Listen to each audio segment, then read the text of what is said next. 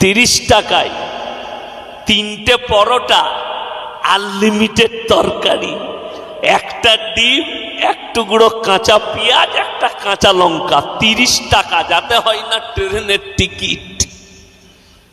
Viral, লোকরা line দিয়ে খাচ্ছে। জানি না কোন তেল দিয়ে পরোটা করে, আমি তো জীবনে খাই নাই। যাই হোক, এই রকম পরোটা খেতে পায়, এই রকম রুটি খেতে পাবে 30 টাকায়।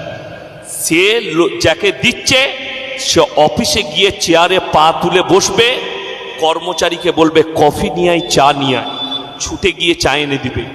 পাথর লিখছে সে, একবারও বলতে পারছে না তুই ছিঁড়া চটে বসে আছিস, এই ভাগ্যর পাথরটা তোর গলায় বেঁধেলে কাল থেকে মমতা খালার পাশে থাকবি। কথাটা বুঝতে পারেন? ভাগ্যের মালিক সবাই বলুন কে? আল্লাহ। এই গত 15 রমজান দেখবেন একটা ঘটনা ঘটেছিল, কি বুঝলেন? 15ই রমজান শুক্রবার, বাংলাদেশের একজন হুজুর বয়ান করলে কানে হাত দিয়ে 15ই রমজান শুক্রবার, ভাইরম হাদিসের সঙ্গে মিলে গেছে। নবীজি বলেছেন 15ই রমজান শুক্রবার হবে, আল্লাহ ওই দিনই পৃথিবীকে ধ্বংস করবেন। গোটা ভারত আর বাংলাদেশ তোলপা, হুজুর বলে দিয়েছে পৃথিবীটা ধ্বংস হবে 15ই রমজান। আমি কলকাতা মিটিয়া বুর্জে আদায় করতে এসছি, ফোন করে বলছে হুজুর 15ই রমজান কি হবে? আমি বললাম তুই আগে মরবি, আমি লয়। বলছে একজন হুজুর বলেছে, এমন সে হুজুরও মরবে আর তুইও মরবি। আপনারা বলুন, রমজান মাসে দুনিয়াটা আছে না ধ্বংস হয়েছে? আছে। ভবিষ্যৎ আল্লাহ ছাড়া পৃথিবীর কেউ কথা বলে না। কেউ জানে কিয়ামত কবে হবে? কেউ জানে? সূরা লুকমানের একবারই শেষ আয়াত, ইন্নাল্লাহা ইনদাহু ইলমুস সাআহ ওয়া ইউনাজ্জিলুল গায়যা ওয়া ইয়ালামু মা ফিল আরহাম। কিয়ামত কবে হবে আমি আল্লাহ ছাড়া পৃথিবীর কেউ জানে না। মায়ের গর্ভে বেটা আছে না বিটি, বিকালঙ্গ না কালো, খোড়া আছে না ভালো, আমি আল্লাহ ছাড়া পৃথিবীর কেউ জানে না। যে পাথর বেচছে 3টে রুটি খেতে পায় 20 টাকায় তরকারি দিয়ে, যে লিখছে 50,000 বেতন পায়। ভাগ্য কার খারাপ? হারাম। যারা জ্যোতিষীকে হাত দেখাবে তাদের ঈমান চলে যাবে, তাদেরকে কালমা পড়ে মুসলমান হতে হবে। সে মুসলমান হোক আর অমুসলিম, কেউ যদি বলে আমি ভাগ্য বলে দিতে পারি, কাফের, সে বেঈমান। ভাগ্যের মালিক একমাত্র আল্লাহ। আপনি লটারির টিকিট কেটে কাগজের দ্বারা আপনি নিজের ভাগ্যকে পরীক্ষা করতে চাইছেন, অর্থাৎ আপনি হারাম কাজ করেছেন। আল্লাহ ব্যতীত কাগজের ওপরে বিশ্বাস আনার কারণে আপনার ঈমান ধ্বংস হয়ে যায়।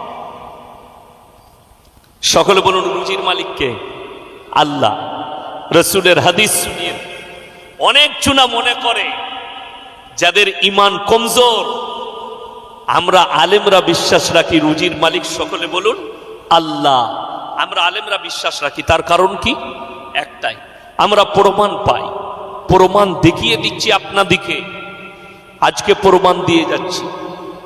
আল্লাহ রব্বুল ইজ্জত রসুল সাল্লাল্লাহু আলাইহি সাল্লাম হাদিস বর্ণনা করলেন, যারা আল্লাহর রাস্তায় থাকবে, যারা দ্বীনের পথে থাকবে, আল্লাহ মৃত্যুকাল পর্যন্ত তাদেরকে ইজ্জতের রুজি দান করবেন। সকলে বলুন সুবহানাল্লাহ। ইজ্জতের রুজি, তার একটা প্রমাণ দিই। আমরা জলসা করতে এসেছি, ইমাম সাহেবরা সব থেকে ভালো খাবারটা কাদের দাস্তারখানে? কথা বলে না? আমাদের। ভালো খাবারটা বড় জিনিস নয়, ইজ্জতের রুজিটা হচ্ছে বড় জিনিস। যারা মনে করছেন হারাম হোক হালাল হোক টাকা থাকতে হবে তবে মানুষ, তারা ভুল পথে আছে। টাকা থাকলে ইজ্জত পাওয়া যায় না, টাকা থাকলে মানুষ হওয়া যায় না, টাকার দ্বারা সুখ পাওয়া যায় না। যদি বলেন টাকাতেই সুখ আছে, কলকাতায় গিয়ে সকালে প্রেসিডেন্টই জেলে গিয়ে পার্থবাবুকে জিজ্ঞেস করে আসুন, স্যার টাকায় কত সুখ? উনি বলতে পারবেন। গার্লফ্রেন্ডের ঘর থেকে 250 কোটি টাকা বেরিয়েছে, জেলেতে রুটি আর তরকারি খেতে হচ্ছে ডাল। আল্লাহর কসম এশার নামাজ পড়েছেন, হালাল রুজি রোজগার করেছেন, আপনার প্লেটে দাস্তারখান দিয়েছে, বিবির সঙ্গে এক দাস্তারখানে খানা খেয়ে বিবির গলায় হাত রেখে ঘুমিয়েছেন। সিজদায় পড়ে আল্লাহর কাছে শুকর আদায় করুন, আল্লাহ তোমার থেকে দয়াবান কেউ নেই, তুমি ইজ্জতের রুজি দিয়েছো, হালাল রুজি দিয়েছো, বিবির সঙ্গে মহাব্বত দিয়েছো। তা না হলে নদী পেরুলি কলকাতা, রাত 2টোর সময় ফ্ল্যাটে বাস করে, রাত 2টোর সময় মদ খেয়ে ঢুকেছে, BMW গাড়ি পার্কিংয়ে লাগিয়ে দিলে ফ্ল্যাটে গিয়ে দেখছে বউ ঘুমিয়ে আছে কুকুরের সাথে, ও আন্ডার প্যান্ট পরে মদ খেয়ে সোফার উপরে, কোটি টাকার ব্যালেন্স, বিবির পাশে শুতে পাই না, বইয়ের পাশে কুকুর শোয়, ও শোয় মদ খেয়ে সোফার উপরে। এটাকে সুখ মনে করেন? এটা সুখ নয়, এটা দুঃখ। যারা টাকা আছে, বাপের টাকা নিয়ে যারা বারে যাও, টাকা উড়াও, তারা মনে করছে ওটা সুখ। আল্লাহর কসম সুখ নয়। যে ডাল আলু ভাত খায়, এশার নামাজ পড়ে, আর বিবির গলায় ফজর পর্যন্ত হাত রেখে ঘুমাতে পায়, তার থেকে বড় সুখ পৃথিবীতে কেউ নেই। উঠে ফজরের নামাজ পড়লেন, আল্লাহ আমাদেরকে সুখী করেছে, আলেম দিকে সুখী করেছে। আমরা আল্লাহ শুকর আদায় করি। সবাই নিয়ত করুন 5 ওয়াক্তের নামাজি হবো আজ থেকে, হাত তুলে বলুন ইনশাআল্লাহ। কেন? রসুলের হাদিস, যারা 5 ওয়াক্তের নামাজি হবে মৃত্যুকাল পর্যন্ত আল্লাহ তাদের রুজিতে কোনোদিন কমি দিবেন না। জোরে বলুন সুবহানাল্লাহ। অনেকজনার প্রশ্ন হবে, ভারতের সব থেকে বড় লোক আদানি আর আম্বানি, তারা তো নামাজি লোক, এত পয়সা তাদের এলো কি করে? তো আপনাদের কি মনে হয় তাহলে আম্বানির যখন এত পয়সা আছে ও সোনার মুরগি খায়, তাই তো? কথা বলে না? সোনার মুরগি খাওয়া যায়, আলমারিতে সাজিয়ে রাখা যায়। আমি বোম্বে গিয়েছিলাম 4 মাস আগে, সফর ছিল।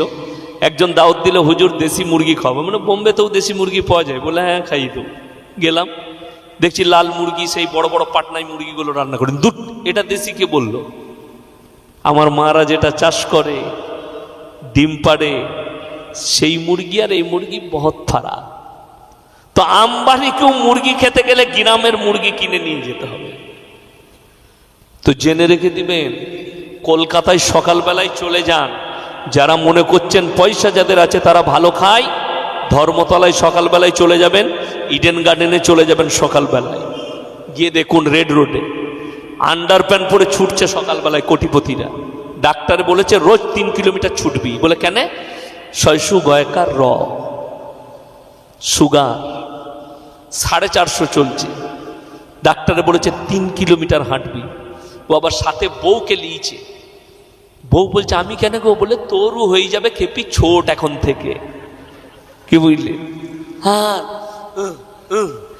চায়ের দোকানে গিয়ে বলছে দাদা একটা বিনা চিনি চা দাও তো। যে বিনা চিনি চা খায় তাকে জিজ্ঞেস করুন, দাদা বিনা চিনি চাটা কেমন লাগে? সে বলবে দারুণ লাগে, ওটা ফেরে পড়ে লাগে। এমনি ভালো লাগে বিনা চিনি চা? ছাগলকে দিলে মুখ দিবে না। চা বিনা চিনি লয়, চিনি দিই। কি বুঝলেন?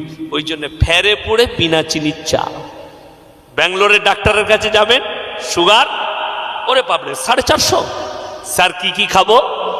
বলে সকালবেলায় বিনা চিনির 1 কাপ লাল চা। অনেকজন আবার গ্রিন টি খাচ্ছে। গ্রিন টি বলে শরীর ঝরে যাবে। তো দাদু কি খেতে হবে? কথাটা বুঝতে পারেন না? আমাদের দাদুরা কেউ গ্রিন টি খেয়েছে? আমার আব্বার 80 বছর বয়স হলো, গলা দেখেছেন কি খেয়েছে? আব্বাজি বলে বাপজি ঘরেতে আমার দাদু গুড় তৈরি করতো, ঘরের গুড়, ঘরের দুধ, ঘরের মুড়ি মাখিয়ে খেত। 501 কিলো করে দুধ খেত এক একটা ভাই। সেই শক্তি এখনো কাজ করছে, বুঝলেন? আর আমাদের সব রেডিমেড। আমি 6 মাস আগে এক জায়গায় বলেছি, কলকাতায় ওই আপনার ঠাকুর পুকুরের কাছে জলসা ছিল। আমি বলেছি শোনো, এমন একটা দিন আসছে ঘরে আর রান্না বান্না থাকবে না। কি থাকবে? Home delivery. বউ সকালবেলায় উঠি বলবে ব্রেকফাস্টটা চলো ওইখান থেকে করে আসি। আর ওই যে ভিড় কেন লাগবে বলুন তো? এরপর দেখতে পাবেন কেউ কেউ ছিঁড়া আন্ডার প্যান্ট পরে পরোটা বিক্রি করবে। লোকের ভিড়, সালা ছিঁড়া আন্ডার প্যান্টটাই দেখবো। তা না হলে হাওড়ায় ওই ছোট প্যান্ট পরে যে মেয়েটা চা বিক্রি করছে, ছি ছি ছি ছি, তার চা খেতে যায়, ইমান নষ্ট হয়ে যাবে। আর যুবকরা তো ওইগুলোই ভালোবাসে, যেন ইয়ং ছেলে আছে, ওরে বাবরে কি লাগছে দেখতে, গাড়ি লাগা, চা খারাপ হোক জিনিস ভালো। কিন্তু জানে না চোখের জিনা, নফসের জিনা, কানের জিনা। আপনার কাছে দ্বীনি শিক্ষা না থাকার কারণে আপনি জিনা শব্দের অর্থটাই আপনার জানা, শুধু শারীরিক সম্মানটা জিনা নয়, চোখের জিনা, কানের জিনা, নফসের জিনা, হাতের জিনা, পায়ের জিনা। যে পায়ের দ্বারা চলে যাচ্ছেন, যে নারীর শরীর থেকে আপনার নফস জিনার ওয়াসওয়াসা নিবে, আপনার নফসের জিনা হবে। চোখের দ্বারা তার শরীরকে স্পর্শ করবেন, চোখের জিনা। নারীরা কি পোশাক পরছে, তুমি তোমার চোখকে মুমিন তুমি হেফাজত করো। যদি বুঝতে পারেন কোরআন কত সুন্দর আদর্শ দিয়েছে। যারা বলছে কোরআন মডেলিং লয়, আল্লাহর কসম করে বলছি 1400 বছর আগে আল্লাহ তাআলা ব্যভিচার থেকে রোকার রাস্তা দিয়ে দিলেন। জোরে বলুন সুবহানাল্লাহ। কি রাস্তা? ওয়ালা তাকরাবুজ জিনা ইন্নাহু কানা ফাহিশা ওয়া সাআ সাবিলা। ব্যভিচার করা অনেক দূরের কথা, যে রাস্তায় ব্যভিচার হয় সেই রাস্তার ধারে পাশে তোমরা যাতায়াত করো না। যে মেয়েটা নোংরা পোশাক পরে বিরিয়ানি বিক্রি করছে, যে মেয়েটা নোংরা পোশাক পরে চা বিক্রি করছে, যার শরীর থেকে জিনার ওয়াসওয়াসা আসবে, তার ধারে পাশে তোমরা যাতায়াত করো। আসল কথা কি জানে? এখন অনেক জনা বৌদিকে দিয়ে ব্যবসা করাচ্ছে, চলবে ভালো। শপিং মল মাল দেখাবে কে? মেয়ে ছেলে, কি বুঝলেন? আর ই তো একটা কাপড় পছন্দ হয়ে গেলেও নিবে না, 50টা বার করতে বলবে। কি বললেন? দিদি আর একটা বার করুন তো, দিদি ওইটা না আর একটা বার করুন। ও তো কাপড় দেখছে না, ও দিদিকে ছেড়ে আর যেতে পারছে না। প্রবলেম ওইটা, মুশকিল ওইটা। ওই জন্যে ইসলামে নারীদের ব্যবসা করা হারাম। কি বললাম? হারাম। অনেকজন বলবেন নবীজির বিবি ব্যবসা করেছেন, কথাটা সত্য না মিথ্যা? সত্য। কিন্তু আপনার হাদিসের ব্যাখ্যা জানা নেই। রাসূল সাল্লাল্লাহু আলাইহি সাল্লামের প্রথম বিবি হযরতে খাদিজাতুল কুবরা রাদিয়াল্লাহু তাআলা আনহা, তিনি 10টা বড় ব্যবসায়ীর মধ্যে একজন ছিলেন গোটা আরব দুনিয়ার। কিন্তু যেদিন থেকে পর্দা ফরজ হয়েছে নারীদের জন্য, রিওয়ায়েতে আছে, রাসূলের হাদিসে আছে, সাহাবীর এবং নবীর বিবিরা নিজের হুজরাখানা মানে নিজের বাড়ি থেকে পায়ের নখটা আর বের করেননি। জোরে বলুন সুবহানাল্লাহ। এইটা হচ্ছে সহিহ হাদিস। আর এই হাদিসটা হচ্ছে ব্যবসা করার পর্দা ফরজ হওয়ার পরের হাদিস। আর আপনি যেটা আমল করতে চাচ্ছেন ওটা আগের। আপনাকে বলে দিই, অনেক মুসলমান জানে না। আচ্ছা বলুন, কোরআনে কি এরকম থাকতে পারে যে মদ খেলে ক্ষতি বেশি লাভ কম? এরকম কথা থাকতে পারে কোরআনে? কথা বলে না, কথা বলে না। এই ভাষা থাকতে পারে কোরআনে যে মদ খেলে ক্ষতি বেশি লাভ কম? আপনারা বলছেন থাকতে পারে না। আলেম দিকে জিজ্ঞেস করুন, এই কথা কোরআনে আছে। মদ খেলে ক্ষতি বেশি লাভ কম। আল্লাহ যখন এই কথাটা বললেন, সাহাবীরা কিন্তু মদ ছাড়েননি, মদ খাওয়া ছাড়ছেন না। আপনাকে বলে দিই, আমি জলসায় এলাম, আমাকে কমিটির ভাইজান ফোন করলেন, যিনি সেক্রেটারি আছেন, হুজুর কালকে তো আমাদের জলসা, আপনি কি খাবেন? আমি বললাম, আমার ম্যানেজারকে ফোন করেছে, ম্যানেজার বললে হুজুর রুই মাছ খাবে। ইনি সকালবেলায় ফদ্দ করে দিয়েছে সেক্রেটারি, যাকে বাজারে পাঠাচ্ছে, হুজুর রুই মাছ খাবে, 2 কিলো সাইজের একটা রুই মাছ নিব। হুজুর পোলট্রি মুরগি খাবে, 2 কিলো সাইজের একটা পোলট্রি মুরগি নিব। ফদ্দ করে দিয়েছে, বাজারে চলে গেছে। পরবর্তীতে আমার ম্যানেজার ফোন করে সেক্রেটারিকে বলছে, হুজুর রুই মাছ খাই না, কাতলা মাছ নিবে, আপনি বলুন। ইনি তখন ফোন করছে যে শোন, কাতলা মাছ নিবি, হুজুর রুই খাবে না। ফদ্দই কি লেখা আছে? রুই। ফদ্দর কথাটা রহিত, কাজ বাতিল হলো। মাল এলো, রুই এলো না, কাতলা এলো, কিন্তু ফদ্দতে রয়ে গেল রুই মাছটা। কোরআনে আয়াত রহিত, তার হুকুমকে বাতিল করা হলো। যখন পরবর্তী আয়াতে আল্লাহ বললেন মদ তোমাদের জন্য স্পর্শ করা হারাম। কোরআনে আয়াতটা রহিত, তার কাজকে বাতিল করা হয়েছে। কেন? পরবর্তীতে আল্লাহ বললেন মদ তোমাদের জন্য স্পর্শ করা হারাম। আজকে মুসলমান দেখুন, বিড়ি, সিগারেট, গুটকা এগুলো আমাদের লোকেরা ছাড়ছে, ছাড়ে না কেন? এ হুজুরকে বলে, হুজুর বিড়ি সিগারেট গুটকা খাওয়া কি? হুজুর বলছে বাবাজি না, ওটা হচ্ছে মকরু। আপনাদের ইমাম সাহেব সিগারেট খেলে রাখবেন না তাড়িয়ে দিবেন? তাড়িয়ে দিবেন। ইমাম সাহেব খেলে হারাম জিনিস খেয়েছে, তাড়িয়ে দিবা, তুমি খেলে ওইটা মকরু। আমাদের সমাজে তো অনেক লোক আছে সকালবেলায় বিড়ি না খেলে তাদের হাগাই হয় না। ঠিক বললাম না ভুল বললাম? এ কথা বলেন। হ্যাঁ, আচ্ছা আপনারা বলুন, কাঁচা পেঁয়াজ খেয়ে মসজিদে যাওয়া যাবে? কথা বলে না, যাওয়া যাবে না। কেন? নবী নিষেধ করলেন, হাদিসে আছে। কেন নিষেধ করলেন? মুখের দুর্গন্ধ বের হবে। রাসূলের হাদিস আছে, তোমরা মুমিন ততক্ষণ হতে পারবে না যতক্ষণ পর্যন্ত তোমার কাছ থেকে তোমার প্রতিবেশী সুরক্ষিত নয়। আপনার পাশে যে লোকটা আছে তাকে সুরক্ষা দিতে হবে। আল্লাহ রাসূল সাল্লাল্লাহু আলাইহি সাল্লামের হাদিস। এরপর বলুন, আপনি যে বিড়িখোর, আপনি যে সিগারেটখোর, আপনি যে গুটখাখোর, আচ্ছা পেঁয়াজের গন্ধে যদি মানুষ কষ্ট পায় নবীজি নিষেধ করে, আর বিড়ি সিগারেট গুটকার গন্ধ আঁতড়ের মতো সেন করে? তো কথা বলে না, সেন করে। আচ্ছা আপনারা বলুন, পেঁয়াজের মধ্যে কিছু পার্সেন্ট উপকার আছে না? নাই, 40% আছে। যেমন যারা মাঠে কাজ করে, রোদ্দুরুতে কাজ করে, তারা যদি কাঁচা পেঁয়াজ খায় গ্রীষ্মের দিনে শরীরের যে পানিটা বেরিয়ে যায় ওই পানির কাজটা করে এবং গরম লাগতে দেয় না। এটা ডাক্তার বলছে, বিশেষজ্ঞরা বলছে। চলুন, বিড়িতে, সিগারেটে, গুটকায় কত পার্সেন্ট উপকার আছে? 0%ও নেই। আপনারা বলুন, এই যে আমাদেরকে পানির বোতল দিয়েছেন স্টেজে, এই যে পানির বোতল, এইটাই লেখা আছে হুজুর বিষ মিশানো আছে, আপনি খেলে মারা যেতে পারেন, এটা আর পান করা যাবে? কথা বলে না, হারাম। কেন? ইসলামী শরীয়তে আত্মহত্যা করা কি হারাম। নিজের প্রাণকে নিজে আপনি দিতে পারেন না। আল্লাহ দেয়া নিয়ামত, আল্লাহ যখন ইচ্ছা করবেন আপনার রূহকে কবজ করবেন। আত্মহত্যা ইসলামে হারাম। যেমন বলে দিই, আমাদের দেশের লোক আবেগে চলে।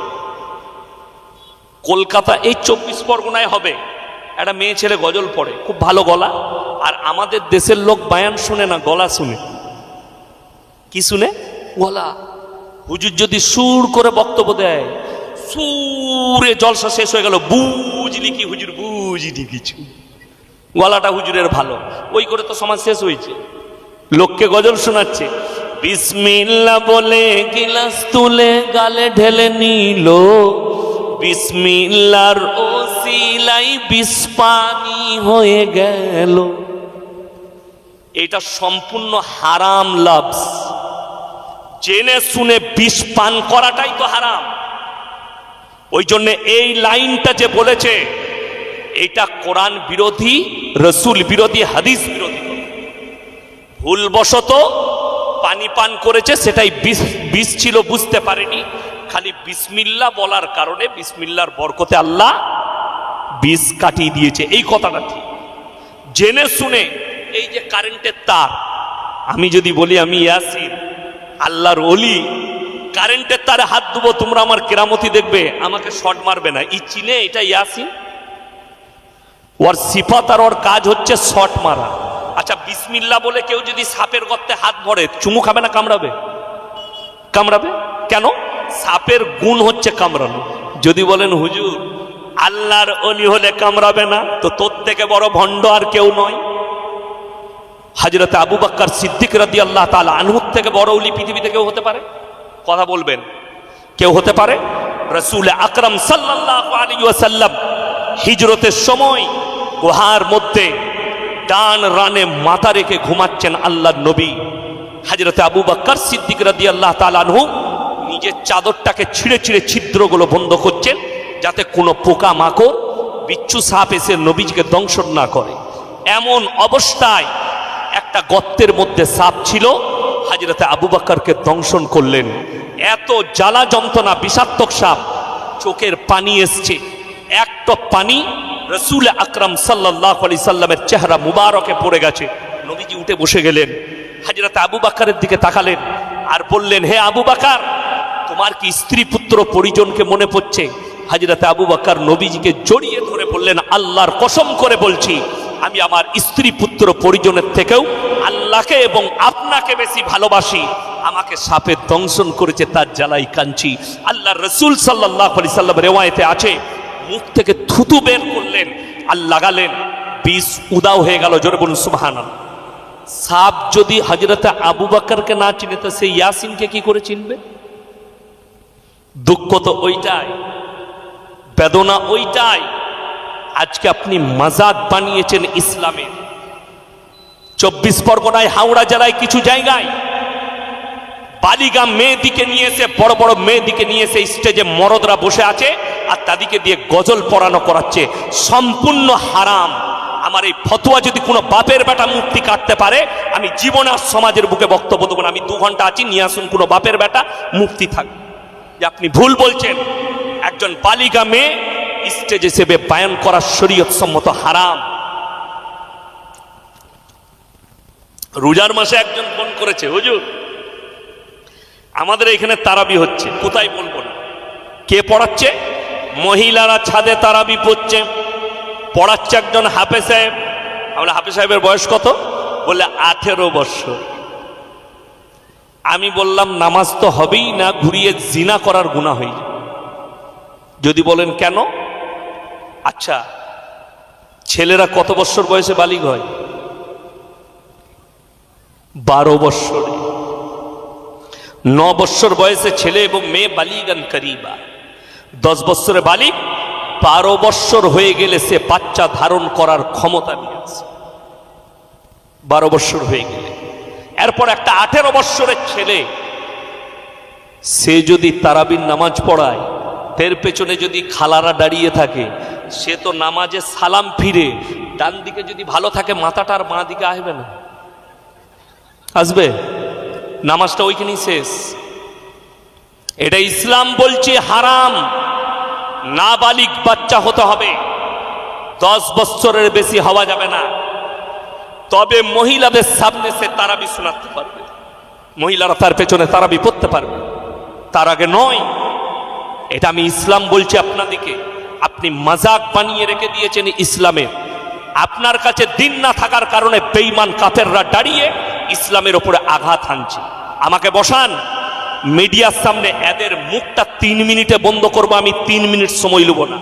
যারা দিল্লির বুকে দাঁড়িয়ে চিল্লাচ্ছে, বোম্বেতে দাঁড়িয়ে রসুলকে গালি দিচ্ছে, নূপুর শর্মার মতো হারামের আওলাদ বলছে নবীজি সাল্লাল্লাহু আলাইহি সাল্লাম 6 বছরের মা আয়েশা সিদ্দিকা রাদিয়াল্লাহু তাআলা আনহাকে বিবাহ করেছেন। আমি আপনাদেরকে দলিল দিয়ে যাচ্ছি, কোনো বাপের বেটা ডাক্তার, মাস্টার, উকিল, ম্যাজিস্ট্রেট আর কোনো শিক্ষিত এমএসসি, বিএসসি, বিকম যদি থাকেন, স্টেজে উঠে এসে আমার প্রমাণটা কেটে যান, আমি প্রমাণ দিচ্ছি। আমাদের দেশের বিখ্যাত লোক যাদের ছবিগুলো হেডমাস্টারের মাথার উপরে টাঙানো থাকে, ঈশ্বরচন্দ্র বিদ্যাসাগর কলেজের প্রফেসরের মাথার উপরে ছবি টাঙানো থাকে, কবিগুরু রবীন্দ্রনাথ ঠাকুরের ছবি প্রফেসর আর হেডমাস্টারের মাথার উপরে অফিসে টাঙানো থাকে। তাদের জন্ম মৃত্যু দিবস পালন হচ্ছে না হয়নি? তারা আমাদের কাছেও মহান। তিনারা জ্ঞানী গুণী। বঙ্কিমচন্দ্র চট্টোপাধ্যায়, তিনার ছবিও মাথার ওপরে, সতেন্দ্রনাথ বসু মাথার ওপরে ছবি থাকে। আপনার জানা আছে নবীজি সাল্লাল্লাহু আলাইহি সাল্লাম 6 বছর বয়সে মা আয়েশা সিদ্দিকা রাদিয়াল্লাহু তাআলা আনহাকে বিবাহ করেছেন। 9 বছর বয়সে সংসার শুরু করেছেন। আল্লাহর নবী 11টা বিবাহ করেছেন, তার মধ্যে 10টা বিধবাকে, জোরে বলুন সুবহানাল্লাহ, 10টা বিধবাকে নবীজি দেখিয়েছেন। বিধবাটা ডাস্টবিনে ফেলার জন্য নয়, জিনা করার জন্য নয়, রাস্তায় ঘুরে বেড়াবার জন্য নয়। অনেকজন এতেরাজ করছে, আমি বলিনি, একজন বাবা আছে খুব সুন্দর কথা বলে, ধীরেন্দর শাস্ত্রী, বাগেশ্বর ধাম বাবা। তাকে একজন প্রশ্ন করছে, আরে বাবা শ্রী কিষণজিকে কিতনে পত্নিয়াं থी? তিনি উত্তর দিচ্ছেন 16,108 বিবিয়া থी। 16,108টা বিবি ছিল শ্রী কিষণজির। আমরা তার বিরুদ্ধে বলতে পারি না, যে বলবেন অপরাধ করবেন। ওয়ালা তাসুব্বুল্লাযীনা ইয়াদউনা মিন দুনিল্লাহি ফায়াসুব্বুল্লাহ আদওয়াম বিগাইরি ইলম। এই কথাটার উপরে প্রত্যেকটা মুসলমানকে আমল করতে হবে যদি মুমিন হয়ে থাকে। কেন? আল্লাহ তাআলা বললেন, তোমরা কারো দেবদেবীকে গালি দিও না, কারো ধর্মকে গালি দিও না। হাওড়া জেলার কথা বলছি, জায়গার নাম করব না। অমুসলিম ভাইরা তাদের ধর্ম পালন করছেন, তারা ঠাকুর ভাষাতে ঢোল বাজনা নিয়ে বেরিয়েছে। আপনি থানায় গিয়ে মুসলমান অভিযোগ করছে আমার নামাজের ডিস্টার্ব হচ্ছে, আমাদের পাড়ার সামনে দিয়ে ঠাকুর ভাষাতে যাচ্ছে ডিজে বাজি, আমার নামাজের ক্ষতি হচ্ছে। কত দুঃখ লাগে যে একটা অমুসলিম ভাই, এটা সেকুলার দেশ, সবাই নিজের নিজের ধর্ম পালন করবে। তোমার মসজিদের সামনে দিয়ে রাস্তা দিয়ে ডিজে বাজিয়ে ঠাকুর ভাষাতে গেছে, তোমার ক্ষতি হয়েছে ইমানের, তোমার নামাজের। অথচ হাওড়া জেলায় দেখিয়ে দেবো ঈদের দিনে পাড়ায় পাড়ায় হারামখোরগুলো ডিজে বক্স বাজাচ্ছে, তখন তোর নামাজের ক্ষতি হয় না। কথাটা বললাম ঠিক না ভুল? আপনাদের হাওড়া জেলায় বাজে না বাজে না? আমি ঈদের দিনে জলসা করতে এসে দেখে দিয়েছি, একবারই সলব থেকে পাঁচলা পর্যন্ত রোডের গায়ে যতগুলো পাড়া আছে রোডের সাইডে ডিজে বাজাচ্ছে মসজিদের পাশে, তখন তোমার ইমানের ক্ষতি হয় না? বড় কষ্ট লাগে। এরা কাদের ঘরের ছেলে? ইসলামে গান বাজনা জায়েজ না না জায়েজ? কথা বলেন। হারাম। যদি গান বাজনা হারাম হয়, যে মুসলিম ছেলেগুলো করছে তারা হারাম কাজ করলো না কি কাজ করলো? হারাম কাজ। তাহলে তারা হারামখোর, হারাম কাজ করছে। আপনারা বলুন, কলকাতা টাউনে বাস করছে, সুদ খাওয়া হারাম না হালাল? কথা বলে না? হারাম। মুসলমান সুদ খায় না খায় না? যদি বলেন সুদ হারাম কে বলেছে? আমি বলিনি, কোন আলেম বলেনি, কোরআন বলছে ওয়াহাল্লাল্লাহুল বাইয়া ওয়া হাররামার রিবা। তোমাদের জন্য সুদকে হারাম করেছে আর ব্যবসাকে হালাল করেছি। এরপর যদি এটা জেনে শুনে কোনো মুসলমান সুদ খায়, সে আল্লাহর বিরুদ্ধে যুদ্ধ ঘোষণা করলো না করলো না? সে রসুলের বিরুদ্ধে যুদ্ধ ঘোষণা করলো, কোরআনের বিরুদ্ধে গেল, সে আর মুসলমান কি করে রইল? যদি জেনে শুনে কাজ করে, যে জানি সুদ খাওয়া হারাম কিন্তু আমাকে বড় লোক হতে হবে, অর্থাৎ সুদ খাবো, আমি ইয়াসিন ফতোয়া দিয়ে গেলাম, এই ফতোয়া যদি কোনো বাপের বেটা মুক্তি কাটে, আমি হাওড়া জেলায় এসে ইস্তেগফার করে যাব। তাকে মুসলমান বলা যাবে না। যে জেনে শুনে সুদ খাচ্ছে, সে আল্লাহর বিরুদ্ধে সংগ্রাম করলো। রসুলের হাদিস, 1 টাকা যদি কেউ সুদ খায়, মায়ের সঙ্গে 36 বার জিনা করার সমান পাপ হবে। আপনি ভেবে দেখুন, রসুলের হাদিস। আপনি রসুলের বিরুদ্ধে যুদ্ধ ঘোষণা করলেন, যে রসুল 1500 বছর আগে, যাকে বলছেন আমি রসুলের উম্মত, যার কাছে গর্ব করে বলছেন আমি মুসলমান, আমি আল্লাহকে বিশ্বাস করি। তুমি যদি আল্লাহকে বিশ্বাস করতে, তুমি সুদখোর হতে না। তুমি যদি রসুলকে বিশ্বাস করতে, তুমি সুদখোর হতে না। তোমার যদি কোরআনের প্রতি মহাব্বত থাকতো, তুমি সুদখোর হতে না। লটারি ইসলামে হালাল না হারাম? হারাম। আমি হাওড়া জেলায় দেখিয়ে দেবো, মুসলমান লটারি কাটছে, প্লাস মুসলমান লটারি বিক্রিও করছে। ঠিক বললাম না ভুল বললাম? আমি প্রমাণ দিয়ে দেবো, পাঁচলাই দেবো, সলম্বরে দেবো, আপনাদের এইখানেই দিয়ে দেবো। আমি মুসলমান লটারি বেচছে প্লাস লটারি কাটছে। লটারি হারাম কেন আপনি যদি প্রশ্ন করেন, বলে দিচ্ছি। ভাগ্যের মালিক সকলে বলুন কে? আরো জোরে বলুন, আমি কানে কম শুনি। একমাত্র আল্লাহ হচ্ছেন ভাগ্যের মালিক। তাইলে আপনি ভেবে দেখুন, ভাগ্যের মালিক যদি আল্লাহ হয়, তাইলে একটু চিন্তা ধারালেন আপনি, যে আপনি বলছেন ভাগ্যের মালিক আল্লাহ। আপনাদের হাওড়া স্টেশনে যদি সকালবেলায় যান, গঙ্গার ধারে চট বিছিয়ে বসে আছে, ছিঁড়া চট, ছিঁড়া চট বিছিয়ে বসে আছে, অন্য তেল পাই নাই, হারামখোর সরষের তেল মেখে এইছে। সকালবেলায় তেল মেখে গা ধুয়েছে, সাবানও জুটে না তা, অ্যাটার্চি খুলে বসেছে। অ্যাটার্চিতে 50 রকমের আংটির পাথর, সামনে একটা কাগজ বিছিয়েছে, কাগজে বিভিন্ন রকম ছবি আছে।